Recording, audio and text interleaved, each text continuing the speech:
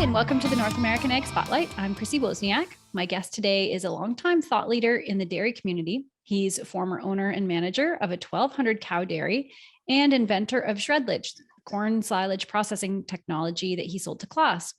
And now he's currently the dairy account manager at Zinpro. From the dairy state of Wisconsin, I'd like to welcome Roger Olson. Welcome, Roger, and thanks so much for being here. Good morning.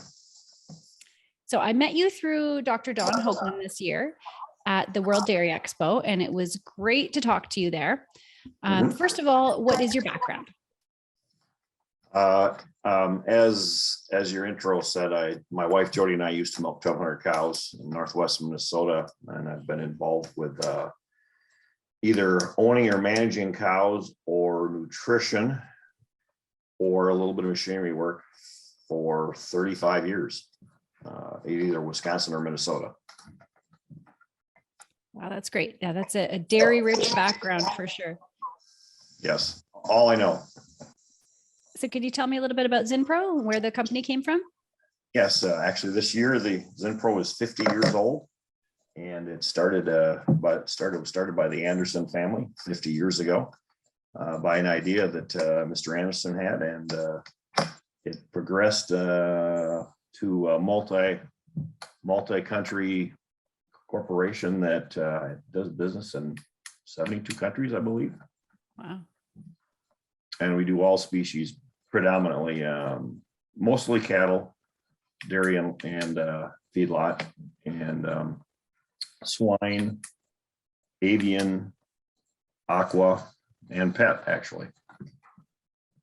Great. And what is the impact of managing trace minerals for producers? How does it affect their cattle and the bottom line? So in general, trace elements, especially when you enhance their performance, have a lot to do with immune function and skin integrity. And I spent a fair amount of my time dealing with hoof health. Hooves in cattle are a specialized skin cell, and Zinpro has a big effect on the quality, the durability of the hoof.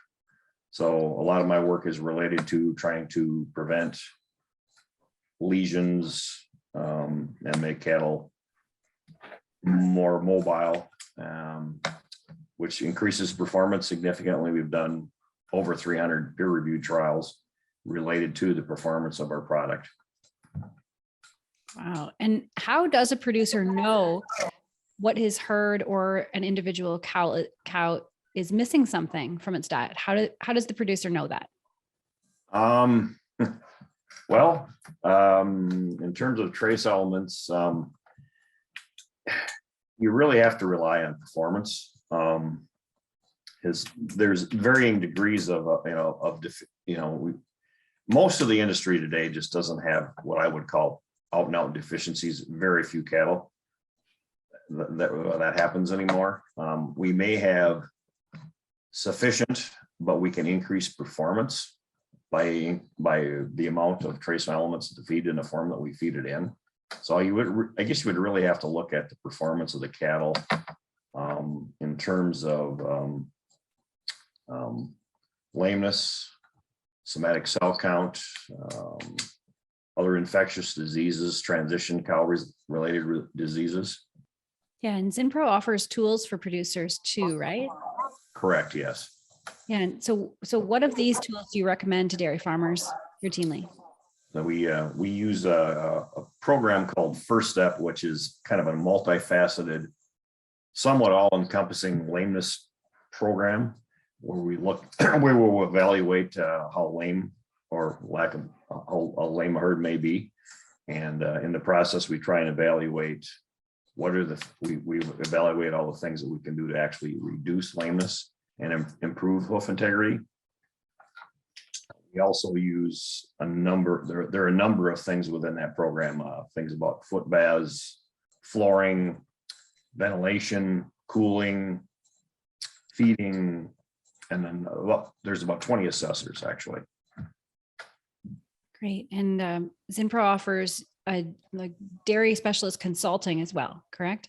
Correct. Yes, there are a number of account managers across the world, and there are a number of research and nutritional services representatives in the organization that actually do research, and some of them specialize in transferring the research knowledge out in the country.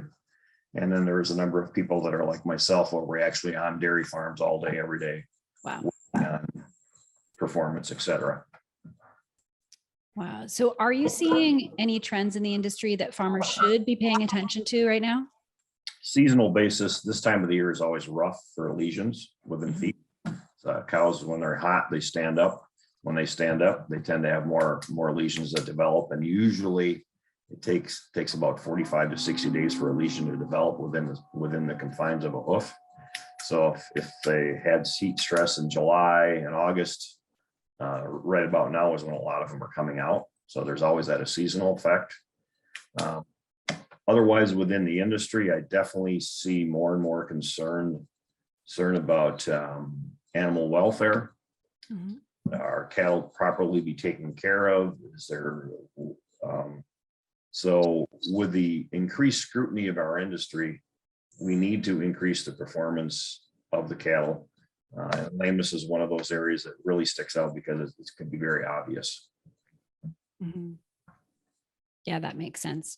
And you've also taken Dr. Hoglund's course on low energy cattle handling. Correct. And Yes.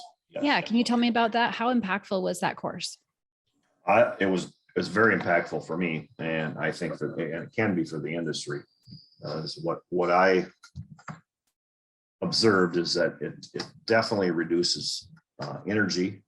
It's a low stress system for both the cattle and the people that work around the cattle, and as a result of that, things where it relates directly with me with what I do with lameness is it does tend to decrease injuries to both cattle and people, and it does tend to reduce lameness lesions. One specific would be a white line abscess, which is generally caused by a couple of things. It could be rough flooring and handling, where the cattle suddenly shift, and if they're on a rough floor, they can actually rip their white line open and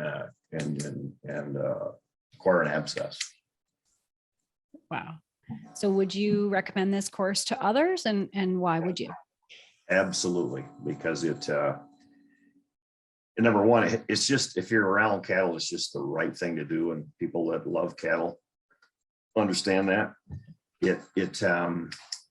It does all the things that I talked about, reducing injuries and lameness and lesions and so forth. But also, one of the dairies that I work with has been through Don's course and actually is instituting it on their dairy.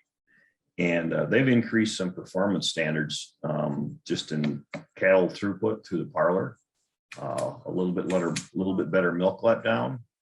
And when you're operating a dairy or a parlor at full capacity, if you can increase your turns per hour by half a cow, that's significant cows, which helps your bottom line, because you don't have to have a lot of only your direct expenses, feed and electricity, actually increase. Everything else stays the same. So it can directly result in a lot more money for the dairy producer at the end of the day, besides being the right thing to do for the cattle and the people that work for you. Yeah, that's a great point. And I know a lot of workers on dairy farms come from a non-farming background, have never been around dairy cows before. So I would imagine that this low energy cattle handling would be very good to teach to those people, right? Oh, absolutely. You know, what I see in talking with a couple of those people is that they have no idea, and cattle in general can actually scare some people. And it's a great way for them to understand how an animal reacts and what you should do to get the kind of reactions that you want. And it really does reduce, especially people that have no experience with cattle, it reduces their stress load immensely. And there's no way that it can increase the performance of the cattle significantly when they have everybody for the most part, reacting and and treating the cattle exactly the same way. Yeah, that's very important. And so, like I said, we met at Dairy Expo. How was the show for you and for For Zinpro? me, obviously the attendance at the show was down this year, but I would say that the quality of the people that we had at our booth was actually pretty high. I think we had great questions with a lot of in-depth discussions, probably more than I've had in previous years, to be honest with you. Wow. That's really good. Will you be at any upcoming farm shows? Myself, I actually only do Dairy Expo. Sometimes I'll go to the Tulare Farm Show. This year I'm not. We have a number of other people within the organization that do attend all of the farm shows. I do a couple of specific dairy ones though, because of being on farm all day, every day. Right. Yeah. So where can people find you if they want more information about Zinpro? Zinpro.com. We just released a new website with our 50th year anniversary. That's pretty all encompassing. And myself, it's just Roger.Olson at Zinpro.com, which I am on the website if you look for people. And it's probably the best way to get a hold of me, I would say.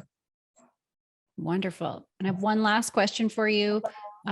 What fires you up? Why do you work in this industry? Why do you serve the industry?